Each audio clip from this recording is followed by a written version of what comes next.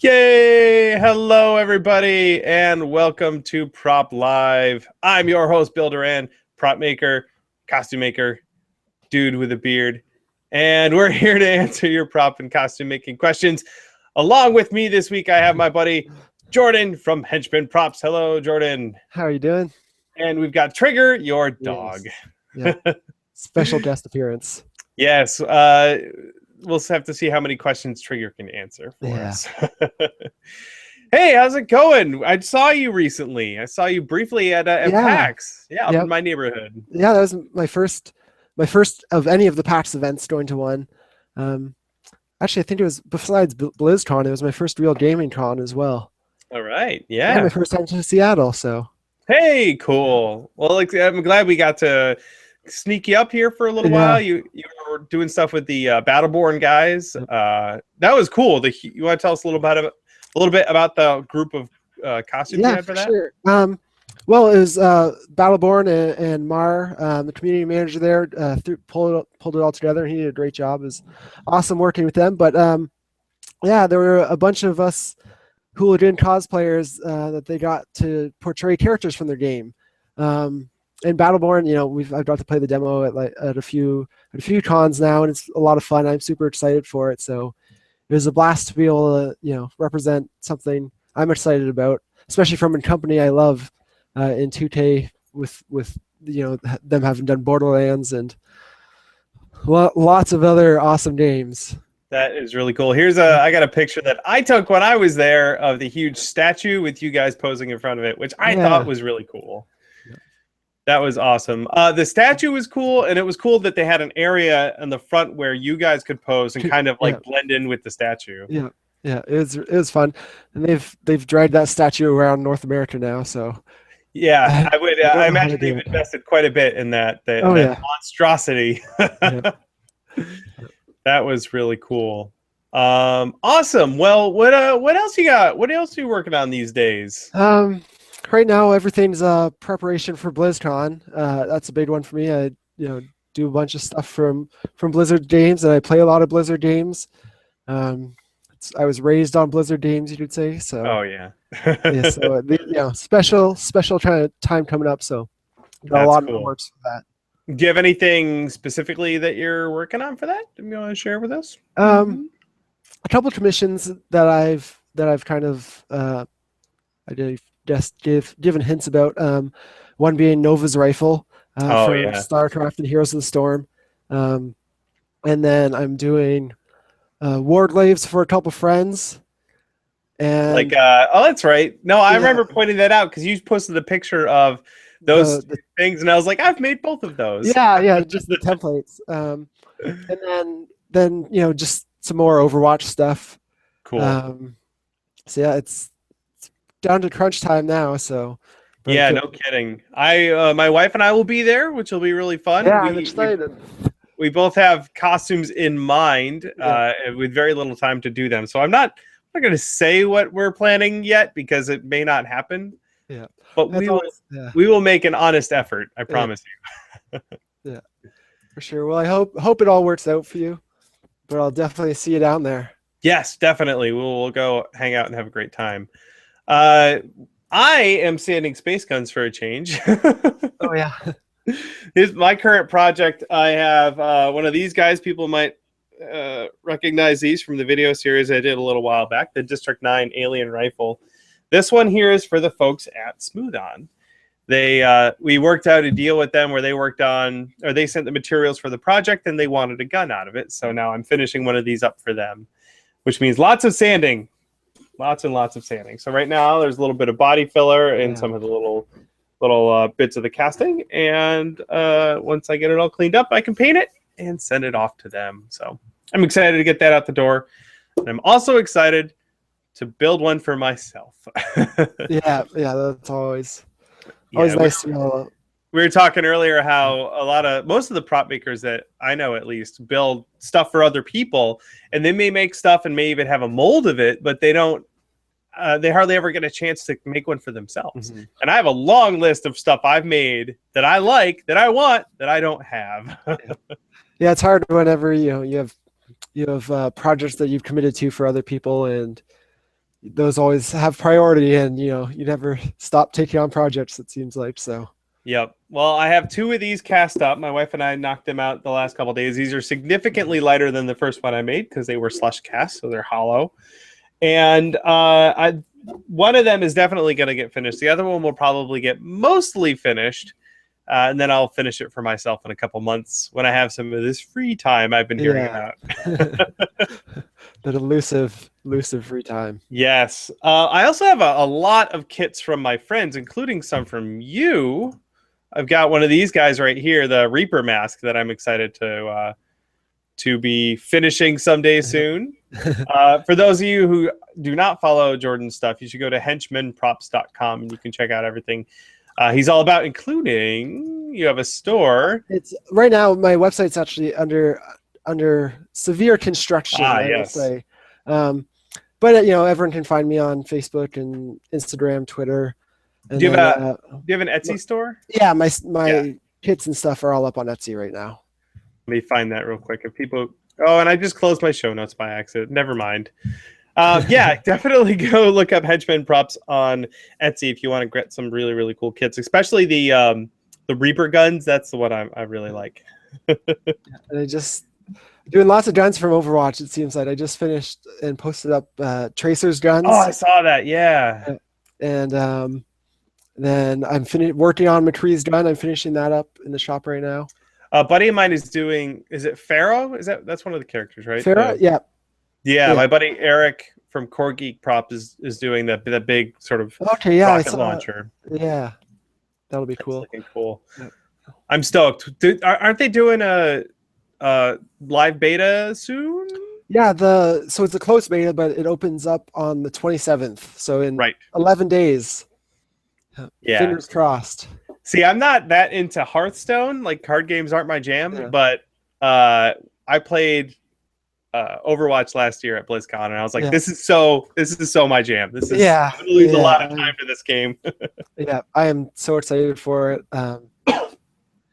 Lots of games coming up, but that's definitely one that's a front runner for me. That's up there. Yeah, cool. Well, anyway, folks, henchmenprops.com, or look them up on Facebook, Twitter, and Etsy if you want to check out more of Jordan's stuff. Hey, Jordan, you ready to take some questions? Yeah, for sure. You guys watching live, if you would like to submit a prop and costume making question, you can via the event page in the Google Plus Hangout thing. There's a Q&A app. You can submit your question there. It'll show up on my screen, and we will answer it. But also, some people dropped us some questions on Facebook earlier today, so I will start with those, starting with one of our regulars, Lee. Lee wants to know, is priming Plasti Dipped EVA foam a necessary step? Let's see here. There's lots of here. He's worried about the smell. Is he worried about sanding it and also using gesso instead of Plasti Dip? I don't know about you, Jordan, but usually if I'm using Plasti Dip on EVA foam, I kind of treat that like the primer. Okay. And then I just paint over the top of that. I've honestly never tried that. I've always just gone on and primed it afterwards anyways. Mm-hmm. And it's worked, so. Yeah, so you you had some foam armor bits on your Reaper costume, right? Yep. And what did you do to finish the foam on that? I think primarily for foam, I've been using Plasti Dip as well, but then I'll go in with a traditional spray primer. Mm-hmm. I use Rust-Oleum sprays, so I'll go in with that after, and then any detail work on top of that. And there you go. Final colors. I will say that I've hardly ever prime stuff after I put Plasti Dip on it. I have my my helmet from Destiny. I Plasti Dipped it. I used like 8 layers of Plasti Dip, and then I brushed on just an acrylic paint. I think it was just Tamiya Gold. Yep. And it's been fine. It's been bulletproof. So works fine. Yep. Whatever works. Yeah, lots of options there, Lee. Lots of options. And as always, like I normally say, if you're not sure, just take a little piece or a bunch of little pieces of foam and do paint tests on them. Lots of those. Yep. We did one, actually. Good example, this horn that Brittany was working on. We weren't sure how well this white paint was going to work out. So we have this off cast of a horn, and we did some paint tests on it. And it turns out that this white paint scratches off really easily, so we won't be using it. And that's why you do paint tests, kids. Cool. All right, Lee, there you go. A handful of things. Handful of things for you to try there. Next one here comes from Valor Props.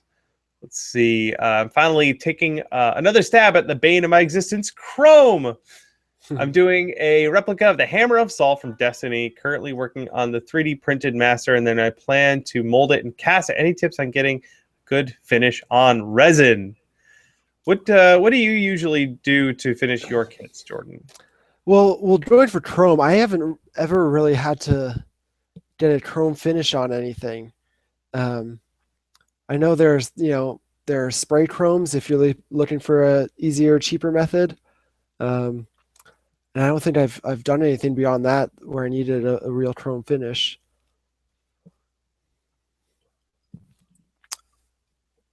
Bill, I can't hear you. I'm muting my mic. We're good. Oh, okay, yeah, there we go. Total professional here, everybody.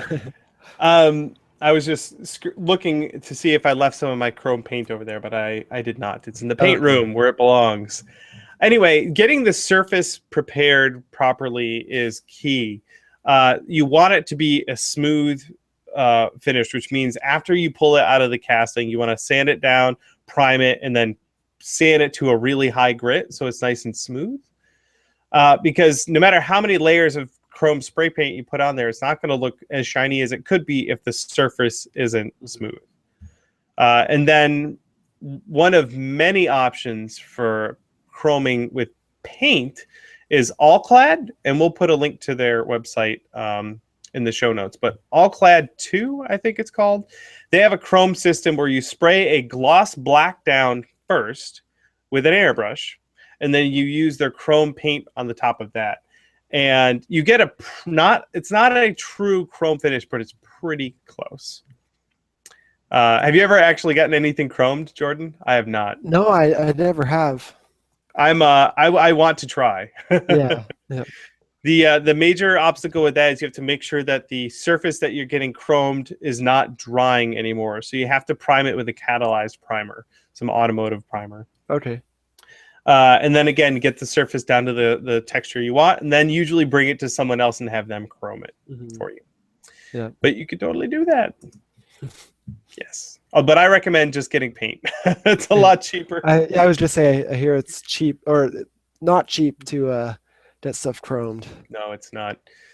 There you go, Valor Props. A couple of things for you to try. Those Alclad paints I've been pretty impressed by. They're really good. Let's see here. They are lacquers, I believe. They dry really fast, which is nice. Actually, I have an example. When I get a moment, I'll go grab it. But first, we have another question. This one's from Sada. What advice do you have for those who want to turn their passion or hobby into a job? You want to have a stab at this one, Jordan? Plan ahead. Definitely something you got to take seriously and prepare for if you really want to do it. And I'd set goals. What I did when I first started and decided to try doing this full time, I saved up enough money for a certain amount of time where I was going to I gave myself a few months to say I'm going to dedicate all my time to this and see what I can make of it, and I can afford to live and pay my bills for that time because I saved up money. And then just kept setting goals every few months of where I wanted to be, and yeah, so just constantly pursuing and growing. That is definitely good advice. I do yearly goals for myself and my business, and the great thing about that setting a goal is you set goals that are ambitious but achievable, so that if you don't necessarily have to reach all of those goals, but if you get anywhere close, then you're much better off than you would have been had you not set those goals. Yeah. Goals are a way of motivating yourself to do more than you think you can, which is really good. I like that. The other thing I would add is be ready for a lot of things that you don't want to do, having to do them. Paperwork, and expenses. Form your LLC right away, get a business bank account right away, split your business expenses with your personal expenses, because that crap is hard to figure out after the fact. Yes, it is. That's very messy. Yeah, the moment I got a business checking account and then I just made all of my business purchases with that checking account, then paperwork became a lot easier. I just solved itself. Yeah. I'd say one thing to do also is, it's always good to test the waters before jumping into something full time. So if you want to, do it on the side, take commissions or something, it'll also help you to kind of determine how to price things. Because with half of your time, at least half your time, you're going to be doing things that aren't building, all the business side of it. What you would call billable hours. Yeah. So you have to, charge enough to cover all the time outside of building that goes into projects and running a business. So you'll kind of one of the biggest trial or kind of challenges is trying to determine your worth and what your time's worth and how to charge. And you're not going to get it right the first time. And no, you're not. You'll just learn as you go. It might take you 2 or 3 years. Yeah, it's constant, but the more you do, the more you understand what's worth it and what isn't worth it. Exactly. Yeah. Real quick side note, I found a thing I was looking for. This is a little test piece I did. It's tiny, but I used that chrome paint on it, and it's a very, very shiny metallic. Yeah, it looks nice. Yeah. That was cool. And if I did even more surface prep on this, I could get it to look really shiny, almost mirror finish. Mm-hmm. Cool. Alclad paints, everybody. Find them at your local hobby store. All right. Thank you, Sada, for your question. Good luck turning your passion into a career. Next one comes from Derek. Let's see here. Have you tried using Epsilon on foam for the hard shell, then Plasti Dip on top before painting? I'm wondering if having that flexible top coat will help in case the Epsilon cracks. I have not tried that. He also mentions UreCoat, which is a flexible urethane coating for foam. I just bought some, but I haven't tried it yet. I imagine it's like a urethane rubber. I'm going to try and brush that on some foam and see how it goes. Have you ever used Epsilon? I've used Epsilon a bunch, but I've never done plastic on top of, or Plasti Dip on top of Epsilon. I imagine if the Epsilon is going to crack, and it will, if it's thin and that part flexes a lot, then it doesn't matter what you put over it. It's just going to crack. Mm-hmm. That's my guess. Will the cracks show through the plastic paste though? The Plasti Dip? Plasti Dip, yeah, sorry. I bet it will. Because I've done lots of tests where I'll take a strip of foam and just spray like 8 layers of Plasti Dip on it and then flex it to see how well it holds up. I have a piece over there. I did the same thing when I started trying out latex rubber, and the latex rubber bounces back pretty well. The Plasti Dip, if you really bend it, then it will crease. It doesn't really bounce back quite so handily. Yeah, I would just say if the piece is going to flex at all, if you're worried it's going to flex at all, don't use Epsilon. Yeah, just go straight to Plasti Dip or latex. Yep, I like that latex. There you go, Derek. Some knowledge for your face. All right. Another regular here, Fearless Facade, wants to know, I want to paint a texture on a mask that resembles that of a semi-transparent iRobot style skin. How would I go about tackling it? Any painting tips could help me achieve that multi-layered depth illusion. Are you familiar with the finish he's talking about? I'm going to try and find a picture. Yeah, I'm not sure off the top of my head. iRobot was a movie. Here we go. iRobot. This thing here. So I imagine if you were going to do this, I would vacuum form a piece of translucent plastic over a buck, and you'd be done. I don't know that you could get that finish with something painting. That's not clear. Yeah. I don't know what base material. Let's see here. He wants to paint a texture on a mask. He didn't say what the mask was made out of. Okay. That's the challenge. You could get like a clear piece of acrylic or PETG and vacuum form it, and then spray it. They make spray paints that are like for frosted glass. That might be one way to get there. I don't know. A lot of maybes with this project. You're gonna have to do some tests. But I do know they make like a frosted glass. Let me find it real quick. Like a frosted glass spray paint, because I have some over there. And it's okay. It's not super translucent. It's kind of a little more transparent. Frosted glass paint. Yeah, there it is. Ta-da! Rust-Oleum makes a frosted glass spray paint. So that might be your best option. That's what I think. But again, whatever the base material is that you're using, that's going to make a difference too. For sure. Yeah, I can't remember what I bought that frosted glass spray paint for. Do you have any materials in your shop that have been there for years and you don't remember buying them?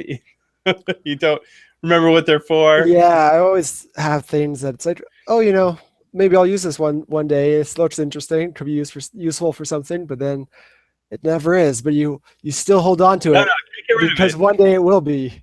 And then the day you get rid of it, the next day is the day you're going to need it. So exactly, yes. Goes. What gets me is the stuff that's in here that I don't remember buying. I don't know how it got here. All righty.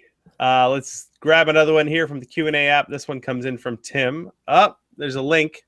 Hold on to your butts. Tim says he's building the Gears of War armor, and he's painting everything. Here's a sample. It's not really a question, but okay. Let's take a look. Boop. Loading up, and it wants me to log in Dropbox. Hey, there you go. Those are some really cool looking foam boots. And I ruined it. There it is. Yay! That looks very good, Tim. Well done. He says he's been through my videos and the Q&As, and I suppose we may have helped a little bit. Awesome. Cool. I want to make space armor. I've made two sets of Destiny armor in the last couple months, and I want to make more. Mm-hmm. What sort of armor are you looking forward to making here? If you had your druthers, if you had like a month to make whatever you wanted. There's too many things to be able to narrow it down right now. I honestly, I don't even know what my next personal project is going to be. We'll see when the time comes where I have time to work on something. Yeah. For myself, we'll see. But until then, I don't have to make a final decision. No. Do you have a list? Like I have a note in Evernote that I keep, just a list of all of my wants and desires, all the costumes I want to do. Yep. Let's see if I can. Actually, I'm going to bring it up real fast. Evernote. And we'll see what's the last thing I added. Because every time I'm like, that would be a great idea. Yeah. And I write it down. And then notebook, where are you? Cosplay wish list. Boop. That's a long list. Let's see here. Oh no, I want to do Autolycus from Xena, the Bruce Campbell's character. He's like the Prince of Thieves or something. Yeah. That would be a really not easy, but a casual costume. It's just an outfit and a mustache. Yeah. That's not space armor, but I think it'd be really fun. All right, thank you, Tim. Go ahead, Jordan. So I was just saying, I think one of the armor sets that I'd like to make eventually is the Blood Dragon armor. Yes. Yeah, there you go. Really cool. Of course, when the new Mass Effect game comes out, I'm going to take that list and just erase it and be like, I'm making the new Mass Effect armor. Yep. All right, this next question comes from Ben. He says, is it normal that primer cracks if it receives damage?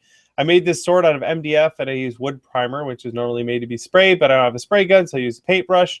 I applied 3 layers and sanded it after it was all dry. Came out very nice, but when working on it after painting it, fell down a small distance and cracked a little bit. He's wondering why. I'm wondering if by brushing it on, it went on too thick. Could be the case. Here's a picture. Boop. There's a sword. Big old looking sword and some sweet ads from Facebook. Yeah. Thank you for that, Facebook. What do you usually use just a rattle can primer for yours? When working with, I never really do MDF for finished pieces. It's generally just use it for something under a mold and cast, and I'll use automotive filler primers and haven't ran into that issue before.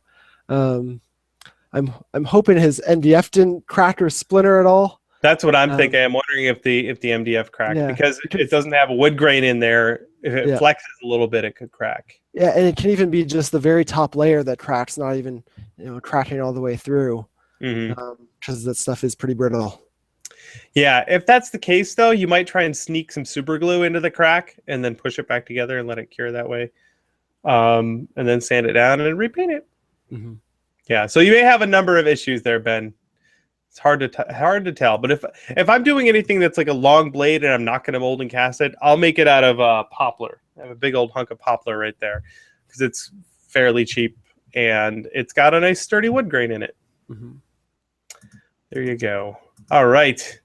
This one comes from Sam. Sam wants to know, for Jordan, how did you get involved cosplaying for video games at conventions like Battleborn? And what is your experience doing so been like? Well, with Battleborn, it was actually my first time working with a company. And we actually did San Diego Comic-Con with Nerdist and 2K, and then PAX Prime after that. It's been a great experience. I guess the way I got into it was just kind of randomly. I've been a big Borderlands fan.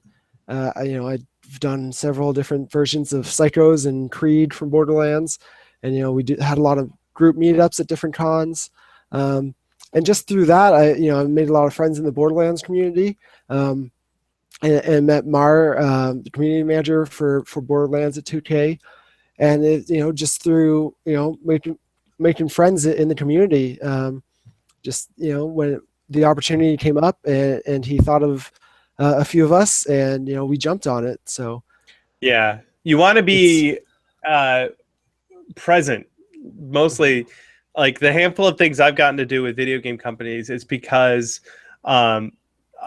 people, especially community managers, are great. People who are always communicating with their community. Those are the people that are great to hang out with, make friends with, people who you are visible to, so that when they say, "Oh, we need a cosplay for something," they ask the community guy, "Hey, do you know anyone in the community who's already making costumes?" And they're like, "I know a guy." Yeah. You just want to be that guy. So yeah, it's just randomly through people you meet and building relationships. Yes, definitely. And also being, if the video game that you like or the company that you like has an active forum, especially if they have like a cosplay section in their forum, be active there. Be the go-to person in that community.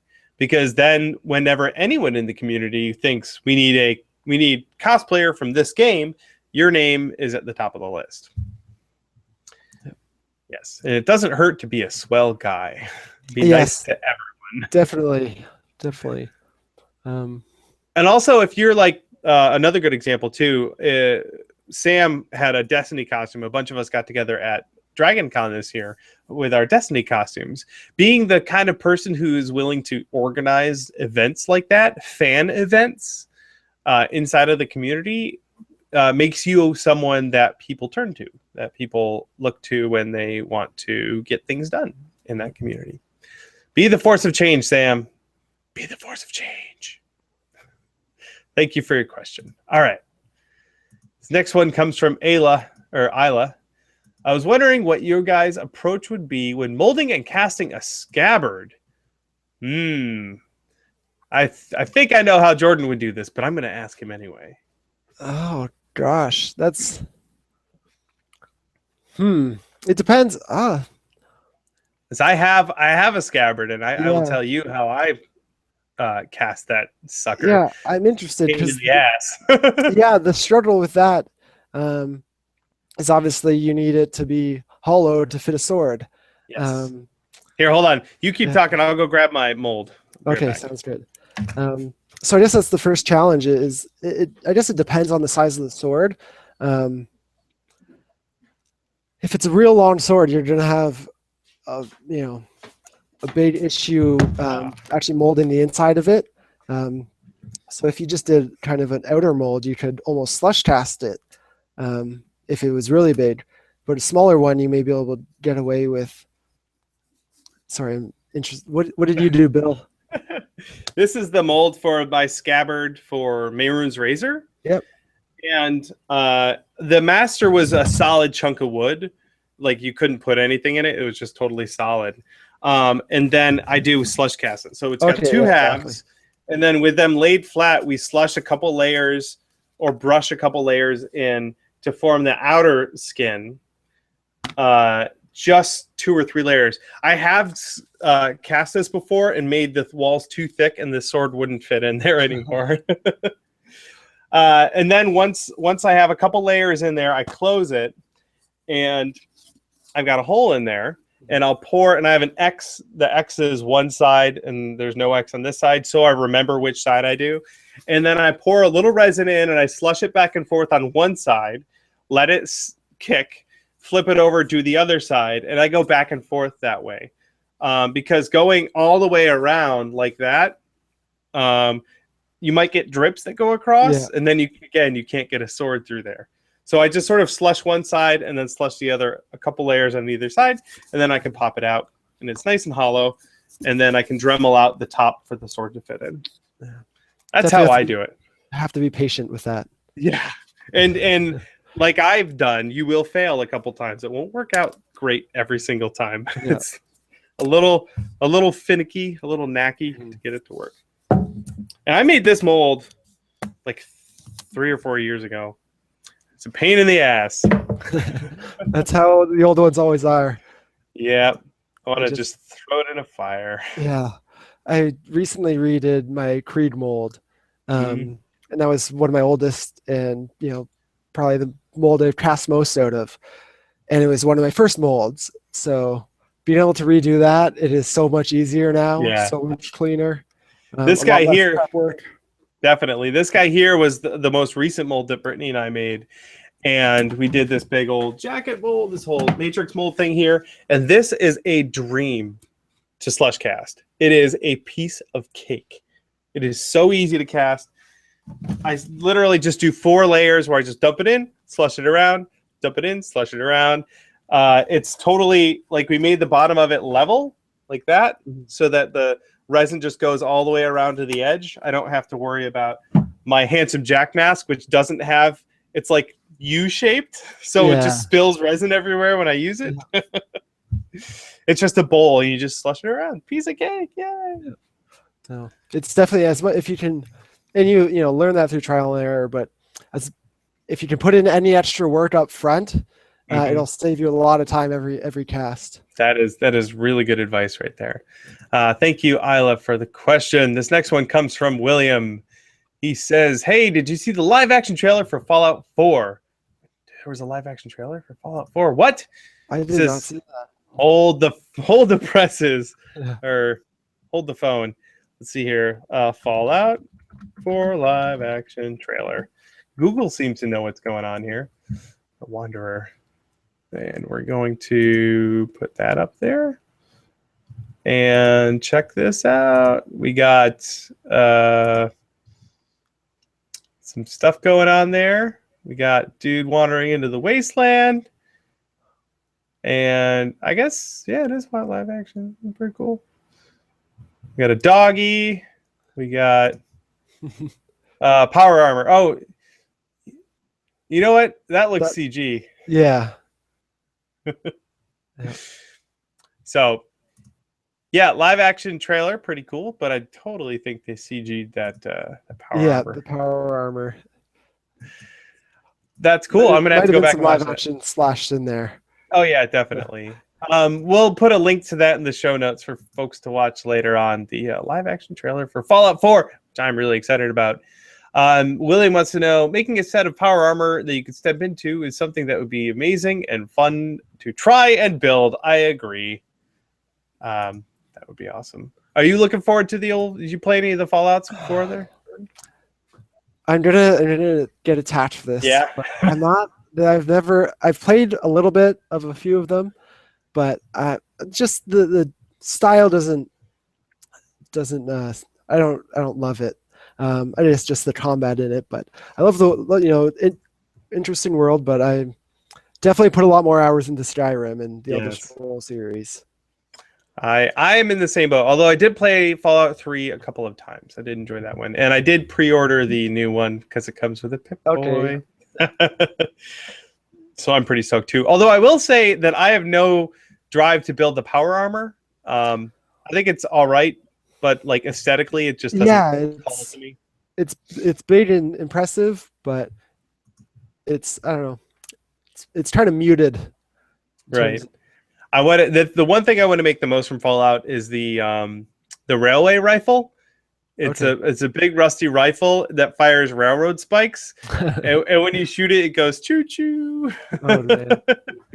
I want to make one, and when I pull the trigger for it to go choo choo. Yeah. Alrighty, there. That one came from, I believe that was William. Yes. The Duran household is very excited for Fallout 4. Next one comes from Chris. Let's see here. Oh, he wants to know if the Prop Live show notes could be compiled into some kind of database. He sometimes recalls an answer or something, but he can't remember what we were talking about. He's wondering if we can do that. Let's see here. Some sort of wiki. I think a wiki would be really, really good. I don't know how to set any of that up. Yeah. Get a speech to text program. Yeah, that's true. The one of the reasons why a live show like this works so well for us is because it's live. It's live to hard drive, and then while I'm talking, Brittany writes down all the notes upstairs, and then that gets published immediately. There isn't a huge like amount of ramp up off the screen. So we can make it work every single week. I would love to have a wiki like that. That is a really great idea, but that sounds like something that maybe someone in the community could start putting together. Just throw that out there. If anyone wants to get a hold of, start doing something like that, let me know, and you could totally do that, and I will fully support it. Our goal as prop makers is often to simplify things as much as possible. That is a fact. Yeah. That is definitely for sure. I will say a really good example of that. My friends at the Night Attack show at Diamond Club.tv. I don't know if they're live right now, so I'm going to make sure it's muted. Yeah. So my friends run a podcast called Night Attack, which is really awesome. And they have a bunch of channels over on diamondclub.tv, which is cool. A long time ago, their fan base put together BBpedia. I think that's what it is. BBpedia. So they did something similar, but again, the community put this together. The fans put together this wiki based on this podcast that's been around for like 5 or 6 years, for a long time, which is really cool. Yeah. But the guys that run the show didn't do it. The fans did it, which I thought was pretty neat. And also a lot less work for me. All right, cool. Thank you. That question came from, where are my notes? They came from Chris. And let's grab another one. This one comes from Hey Patch. All right. And he wants to know, hey guys, I've been working on making a raptor costume with digigrade.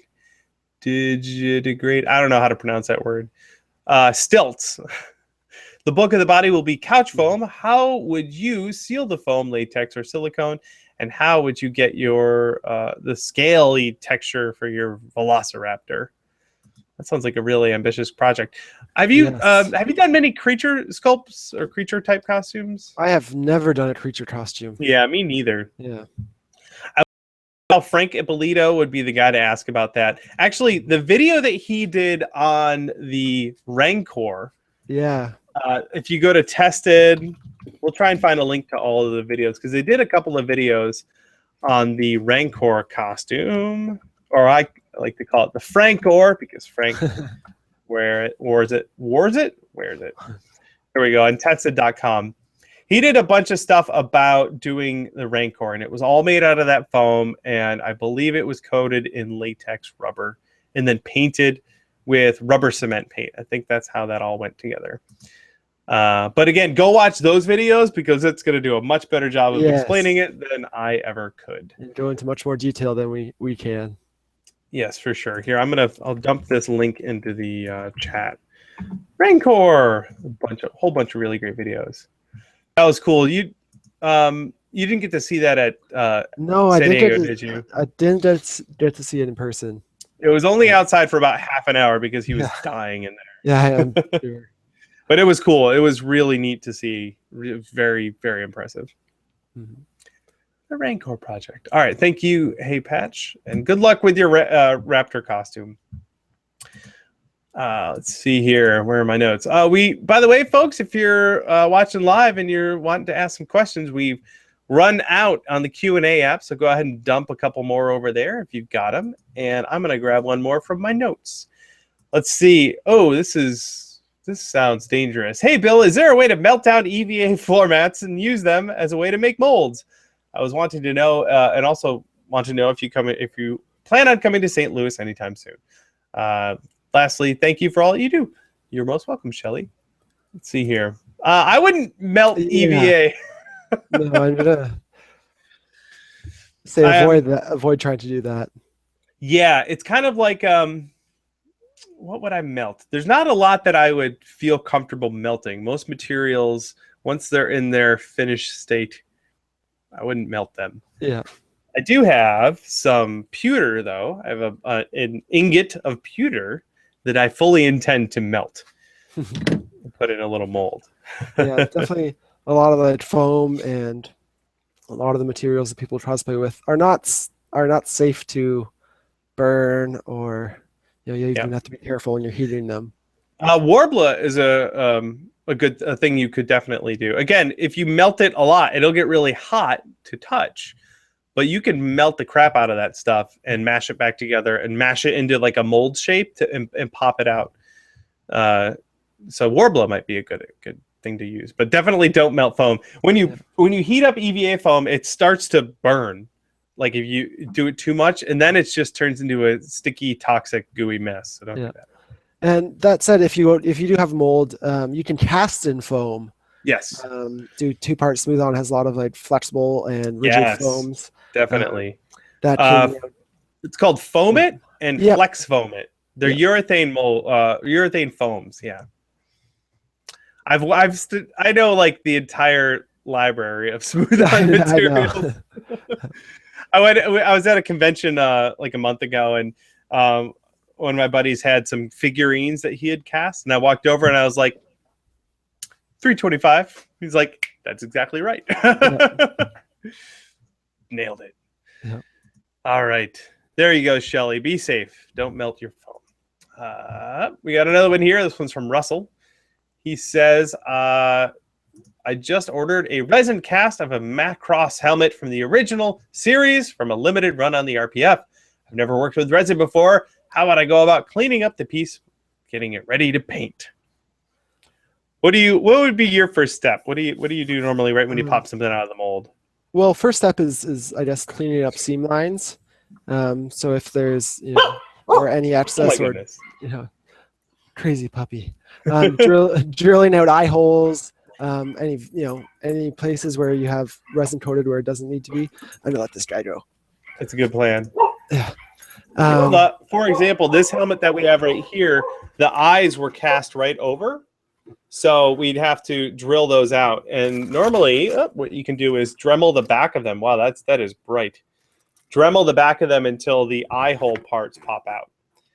And then also along the edge, this is all slag. This is all extra stuff, and that would all get Dremeled off too. Yeah, so definitely Dremeling that down, and then... You want to move your mic back down to your mouth. Oh, sorry. There we go. Yeah, dremeling out any areas like that, then you're going to want to see, if there's any air bubbles or imperfections in the cast, you'll want to go in and fill those with things like epoxy sculpt or Bondo. For the another example, good thing I have all these here. These spots on the gun right here, I filled in with Evercoat. They're just their general filler, and it's very similar to Bondo. But there were a couple of little bubbles in there, so I just dremeled them out a little bit and then filled them in, and then I'll sand that down again later. There we go. I hope. Can you hear the puppy in the background still? I do hear your dog going nuts. After doing all that, then you want to prime it. A rattle can primer will work just fine for most things, and then you paint it. However it is you plan on painting it, then you just go ahead and go for it. I've been using more and more my airbrush and some fun, cool paints. Although for this guy here, the big gun that I had, I'm gonna do spray paint. It's white, black, and orange. I have those spray paints. I'm just gonna spray paint it. Keep it simple. Keep it simple. I try not to overcomplicate things. All right, there you go, Russell. A handful of things for you to try. I hope your helmet turns out really well. It's always cool to get a cast from someone else and then finish it someday. I've heard. I wouldn't know. I do have I have a couple of videos on my YouTube channel. We'll have to link to those in the show notes where I did actually finish a couple of kits for my friends, a couple axes and a helmet. I'd like to someday make some more of those videos. All right. Let's see. This one here comes from Thomas. Hey guys, any tips on using LEDs to highlight parts of your armor? Where are the best places to use lighting? I'm trying to remember if you have any costumes that have lights on them, Jordan. Let's see. Are you using the Divi theme for your website? I don't remember, to be honest. I don't know. It just looks like it. Totally besides the point. Oh. But I've used LEDs for eyes and in props before. A lot of times it really comes down to where you can hide them too. Like sometimes lighting is really, really cool, but you don't want to just have an LED just shooting straight out into people's eyeballs. You want to diffuse it somehow or hide it so that the LED lights up part of your costume, but isn't you're not showcasing the LED, you're showcasing the light from the LED. And to see that light, it has to hit something. So I usually make sure, like my Mass Effect armor has nipple lights for some reason. Who knows why? But I put white acrylic plastic down in front of the LEDs so that lights up. I have glowy nipples, and I'm not blinding people with the LEDs. Yeah. And it'll illuminate that panel, much better and much more evenly. I want to do more with lights and electronics pretty soon. Yeah. I want to pick a couple. I'll have to pick some of my own projects that include lights or moving parts, something like that. Like this rifle thing I have here is really cool, but in the reference, there's no lights or moving parts on it. So yeah, same thing with this helmet here. There's no lights on it. So actually, we might. I think we're gonna try and make the eyes glow red. I think that's the plan. And again, we'll probably put like red acrylic over the eyes and then edge light it with lights.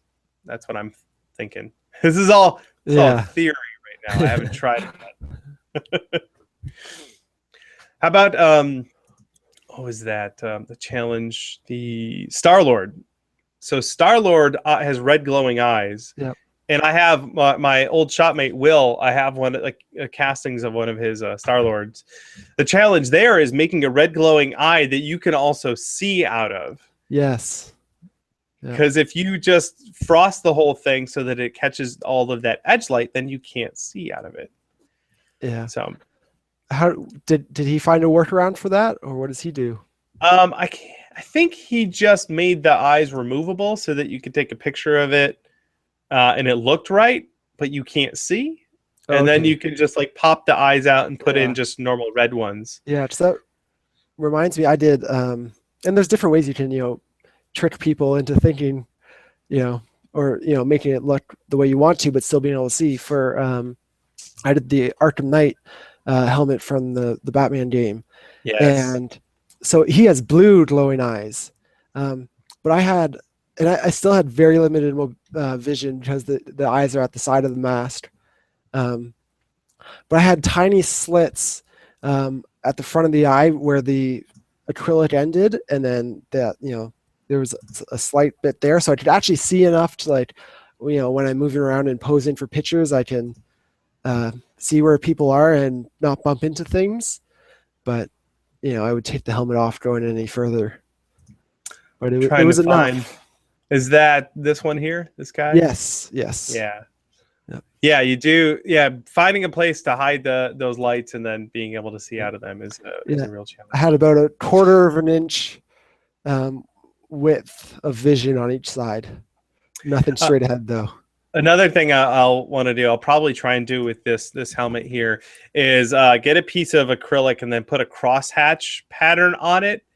Either carve it in with a Dremel or my laser or something, so that it will catch some of that light, but you can still kind of see out of it. Smart. And then I'm hoping that it will glow enough that in a photograph, the whole thing looks lit up.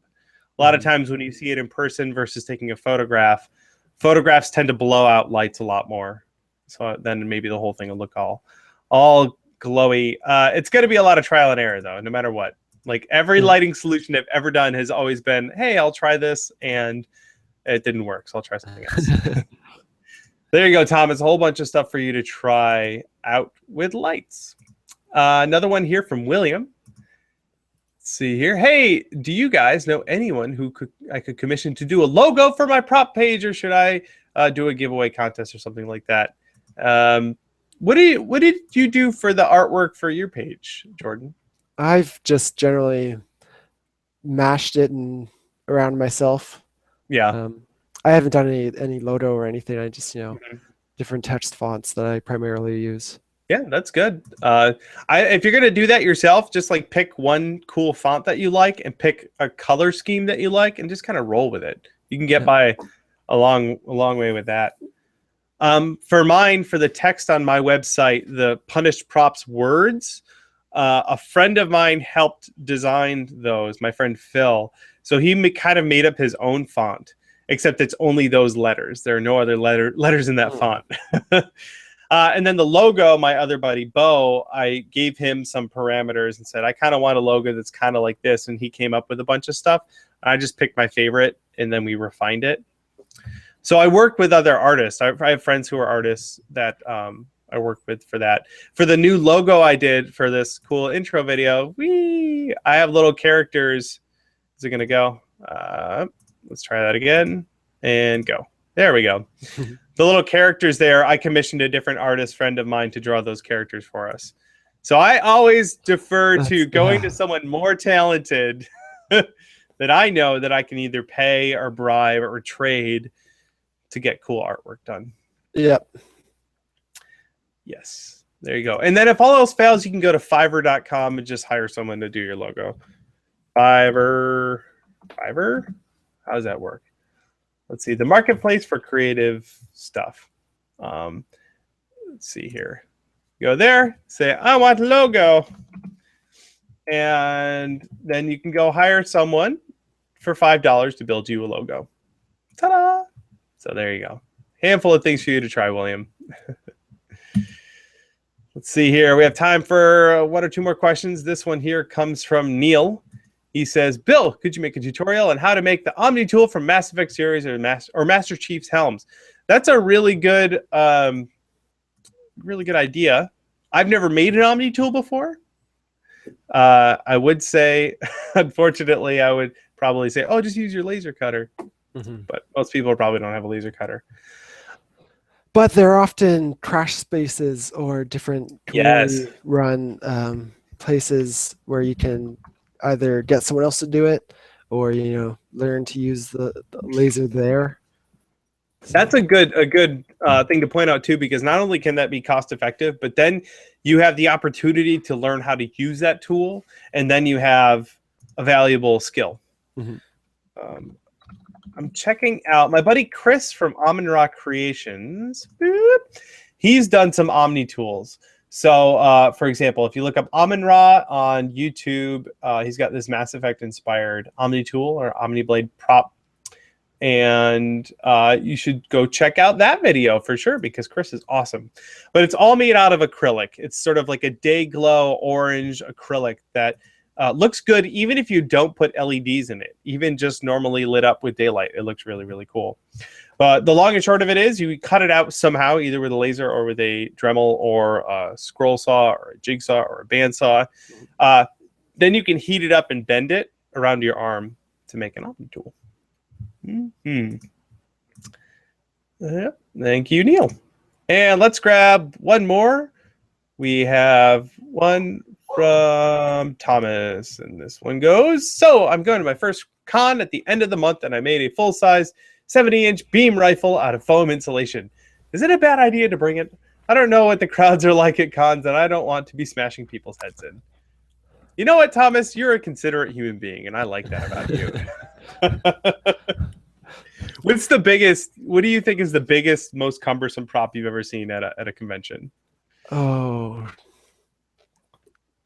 some of those League of Legends props are pretty gigantic. I saw. I don't know what it was from Fallout. I'm not familiar with the weapon, but it was a huge, like, stone axe or sword or something. It was at least 10 feet long. That this guy was carrying around Dragon Con. Yeah. It's crazy. There's always a guy I see at Anime Expo who does, I don't remember what horror game it's from, but he has this giant, massive, probably like 15-foot axe that he's always outside, which is good, but it's gigantic. Yeah. I think it's important to just realize how much that prop is going to be a hindrance to you, because you're going to have to carry it all day. You're going to be worried about it breaking. You can't fit through doorways. You probably can't go inside. And you may run into people. That's a concern. So just be aware that it's going to inconvenience you a lot. Yep. So if you are going to bring it to the convention, maybe if you can bring it for an hour or two, and then when you get sick of it, if you're able to bring it back to your hotel room or back to your car or whatever, that might be a good idea too. Or if you're going to get photos or something, don't bring it with you until the photo time. Then run and grab it, go take your photos, and then go bring it back. Mm-hmm. It's going to be a massive inconvenience. That being said, I plan on the costume I want to make for BlizzCon includes an axe that is 56 inches long. Not, but I'm planning on having it break in half on purpose so that I can transport it. Yes, yeah. Planning ahead with transportation is definitely necessary when you're traveling to cons. Yeah. Yes, indeed. Well, thank you, Thomas. Good luck with your giant beam rifle. And that is about it. That's all of the time we have for today. But thank you, everyone who showed up. We got an active chat. You guys chatting it up down there. You guys are awesome. Thank you, everyone who brought one of your fantastic questions to the show today. Some really good questions. And thank you, of course, to Jordan for joining us all the way from sunny Arizona. It's raining today, actually. Oh, wow. One day a year it rains. We're going to go outside and get buckets. You gotta save all that water. All right. Well, once again, folks, if you go to Henchmen Props, look him up on Facebook, Twitter, and Etsy. You can go check out the rest of the stuff he's working on. And you should, because Jordan's a cool guy. Thank you, everyone. And we will see you all next week. Thanks, guys. Goodbye. Bye. I'm going to do this again because it's really cool. It's not working. Wait. Yay!